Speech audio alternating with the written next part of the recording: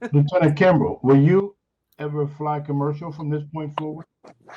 So what I like to ask people when they ask me that is, do you like to go upside down? Huh? Wait, I'm sorry. What? No. Upside See, when down? I fly, I like to do these things, and I don't think that the passengers appreciate that. So Or you want to fly inverted? I don't think that's the type of planes that I enjoy flying. Yeah. It's more like driving a school bus or a race car, you know. Yeah. So, Yeah. Great answer. Yeah. My flights from Dallas to LA or to New York, I don't want to go upside down. So will you continue to fly privately, like in your own for your own joy? Yes, for my own joy, absolutely. So I fly with the Civil Air Patrol, and I take those cadets on orientation flights. They're 13 to 18 years old, um, and so I'm working to try to get more into the private sector too on those types of things, because that is what I enjoy. I enjoy sharing the passion of flying. I enjoy acrobatic flying. I enjoy the speed and the point A to point B. I have nothing for it, but Wow. it's the rest of it that I love. You are so calm. To hear what you're saying is so different than what I would think your face looks like. I would not think she's a fighter pilot. Would you guys think that if you saw her? Oh, Most no. people Oh don't. no, no, Most people not don't. at all, not at all. But what does a fighter pilot look like? So especially as a woman. So I salute you. You're an inspiration. You are. Your name should be national, well, world renowned. Yeah. Not just in the military stands, and I mean that from my heart. You're such an inspiration to so many people, little girls, even little girls that don't necessarily look like you. Right. You has to be a great inspiration to so many of them, and I am so proud of you. I salute you for all of your accomplishments. Thank You you are so much. I appreciate that.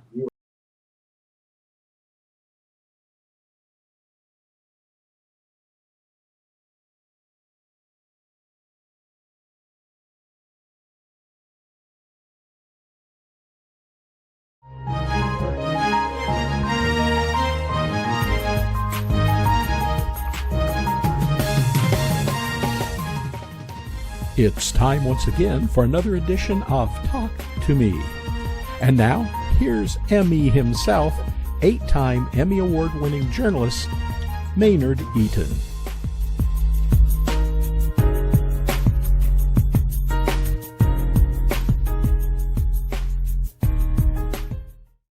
Hello, my friends, and welcome to this week's edition of Talk to Me, our weekly conversation with political, cultural, and business influencers. Only this week, we have a trailblazer, Lieutenant Colonel Rochelle Kimbrell, the first Black woman to ever fly a fighter plane. Thank you so much for joining us, Lieutenant Colonel. What an honor Thank you that for is. having me. Yesterday, you were honored with a statue being erected, unveiled in your name and your honor. What was that like, ma'am? Well, I tell you, that is an amazing experience. Absolutely amazing experience. It's not something that you ever think is going to come to fruition, and that somebody's going to give you an opportunity to be honored in such a way. So I feel blessed and thankful. It was unveiled in Kokomo, Indiana, some 45 miles from where you were born. So it's almost like you're a hometown hero here, huh? It seems to be. It seems to be, yes. What was it like, or how did you achieve becoming a fighter pilot?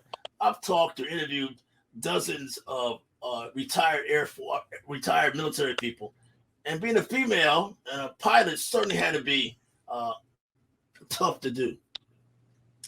Absolutely. There were a lot of obstacles. However, it was a dream that I had. It was a dream that I had from a small child. And I reverse engineered my life to kind of walk that path.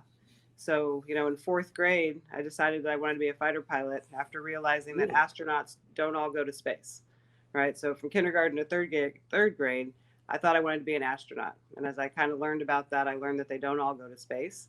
And I didn't want to spend all that time training and doing those things and not get to actually do the job. So in fourth grade, I decided I wanted to be that fighter pilot. And I looked at how does one person achieve that? And I learned that going to the Air Force Academy you had the best opportunity to get a fighter slot to go to pilot training, which would give you the best odds.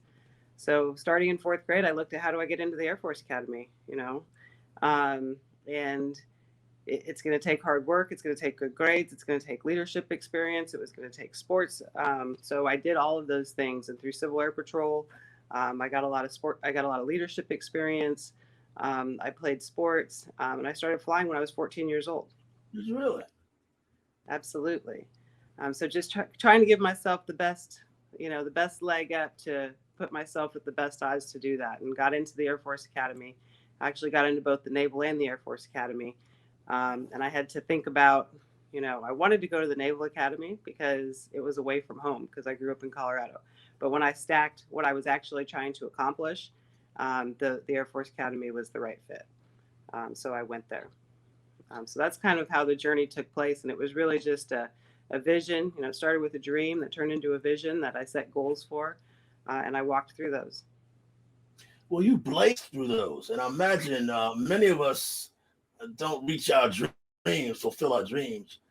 But how tough was it in this day and time, particularly looking back, how tough was it as a Black woman to get there? There had to be a tough walk. It was absolutely a tough walk. You walk in and you're the only woman in the room. You're the only Black person in the room. You're the only, you're the only fighter pilot that looks like you. And so there were absolutely some challenges, but at the time when I was walking through that was never my focus. It was about what I wanted to do, and I was walking through those steps, and I really didn't see that because kind of going against the grain had become my MO, and that was normal for me. So I was used to being not like everybody else. I was used to being kind of the outsider that was moving in, and because I was going to do it. And so it wasn't probably until I got a little bit older and realized the impact of what I had done, and then started to look back and go, oh, maybe that's why those obstacles were there. Maybe it wasn't. But I didn't have the time or the energy really to focus on why an obstacle was in front of me. Right. So whether it was because I was Black or because I was a woman or because I just did something wrong or right, so everybody's got to walk through those types of things. Any particular obstacle that stands out to you that you may prove to be a lesson to someone else hearing your story? I wouldn't say there was any one particular obstacle. I think it was a stream of challenges, and it was facing every one of them head on and figuring out, how you're gonna maneuver through that and taking it one step at a time. Speaking of maneuvering, how do you maneuver a fighter plane? I mean, that had to be awesome, particularly during wartime. I mean, what was that experience like? Those jets are amazing. So F-16s, very agile, very fast, very capable. The ordnance that we carry a variety. So it was a lot of different mission sets, a lot of learning, but it was amazing. Best jet in the world. It was awesome. When we train hard. And so when you go into your wartime sorties, typically they're not going to be as challenging as your training. So it's pretty fascinating. What do you think the statue and your career says about you? What does it mean, you think, about what you've accomplished? So about me, I think it just says that you can achieve what you set out to do. But what I hope that it imparts on the people who see it and walk by is that they can also do whatever they dream to do. And that it's kind of a symbol of hope that, whether you're Black or white or Puerto Rican or however that works out, if you have a dream and a vision and you're willing to work towards it, you can absolutely achieve it. And is it going to be hard? Probably, if you're going against the stream, but it's absolutely doable. So I'm hoping that just kind of represents that we all have value to add. We are all deserving and capable of greatness. And so people should go after their dreams and not let the obstacles, whether big or small, stop them ever. Wow. I'm sure your parents are very proud. They were there at the unveiling yesterday. They're from Guyana, South America. What does it say to them about their daughter, you think? Well, hopefully you got a chance to ask them that yesterday.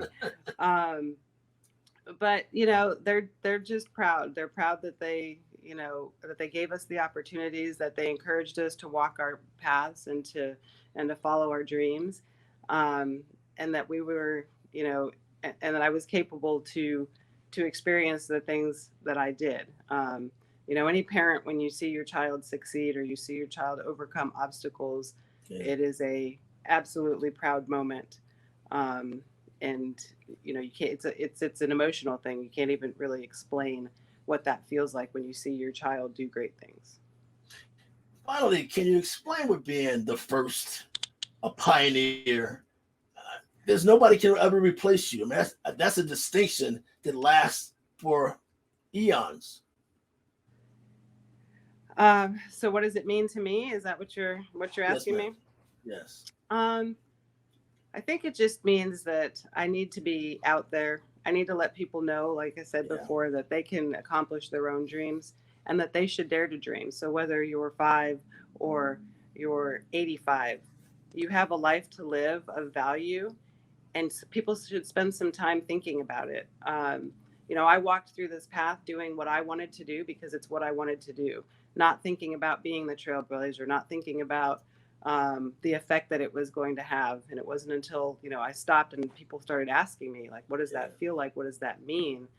Um, you know, that I started to really cultivate an idea of an enormous accomplishment that I had made. And I think, you know, it's just being that symbol of hope, like I said, that you can walk out there and that you can go through these things. And it's not going to be easy, and that's okay, because nothing that's worth doing is easy, right? So people Very need to true. find their value and spend their time, you know, looking into themselves about what it is that they want to accomplish, because it is possible, and surround yourself with those people who are going to help you to get there. So it's really not so much for me. This was accomplished, you know, back when I was 24, which I am no longer. What was that last year? Was that last year or something? Yeah. So, you know, there's more to do, and continue to set goals. So once you reach that, you know, whatever that goal is, you haven't arrived. There's more to do. There's more life to live. There's more value to add. And that's just what I hope to be able to do. And you're doing that, are you not? You're back at the Air Force Academy, as I understand it. What are you doing there? What are you teaching? Much like you're teaching us during this interview? I do a little bit of that. Yes, I have a couple different roles there. So as the director of culture, climate, and diversity for the athletic department, I work with the cadets and the staff on diversity issues and healthy relationships, and really adding value to people, treating people with dignity and respect. And that's kind of my role. That's sort of a cutting edge role today, is it not? Throughout the military and government, is it not? I mean, that's where America is today, is it not? It is, absolutely, 100%. It was kind of a renewed focus, much overdue, on those topics. And I think we're trying to do it better, and we're learning to do it better. And we want to have people in those positions who value that. Ladies and gentlemen, we've been listening to and learning from Lieutenant Colonel Shauna Rochelle Kimbrell, the first Black female fighter pilot. We thank you, ma'am. We salute you. Really do. Thank you so much for this opportunity. I appreciate it. Thank you for joining us. Ladies and gentlemen, this has been Talk to Me. We'll see you next week.